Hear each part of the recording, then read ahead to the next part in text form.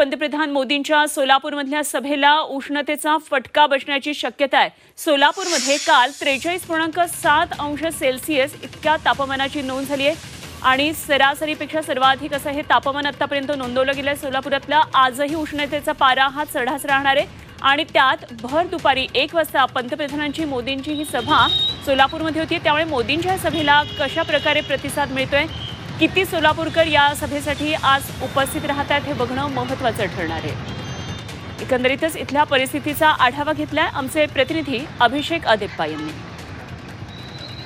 पंतप्रधान नरेंद्र मोदी यांच्या आज सोलापुरात जाहीर सभेचं आयोजन करण्यात आलेलं आहे।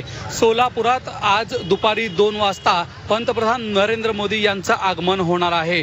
एकंदरीत जर सोलापूरचं तापमान पाहिलं तर कालचं तापमान हे जवळपास 43.7 अंश सेल्सिअस इथपर्यंत पोहोचलं होतं। यंदाच्या तापमानाची सर्वोच्च अमृत नोनी गॅस्ट्रिन, अपचन, ऍसिडिटी, गॅस्ट्रबल ह्यापैकी तुम्हाला कुठलाही गॅस्ट्रिक प्रॉब्लेम झाला, उपाय एकच, अमृत नोनी गॅस्ट्रिन। नोंद ही कालच्या दिवशी करण्यात आलेली आहे।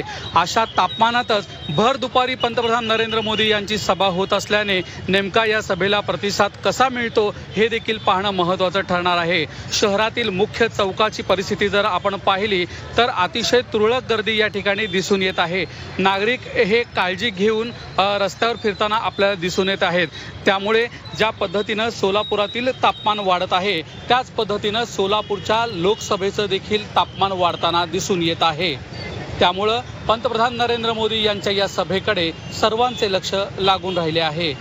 अभिषेक अदेप्पा, झी मीडिया, सोलापूर।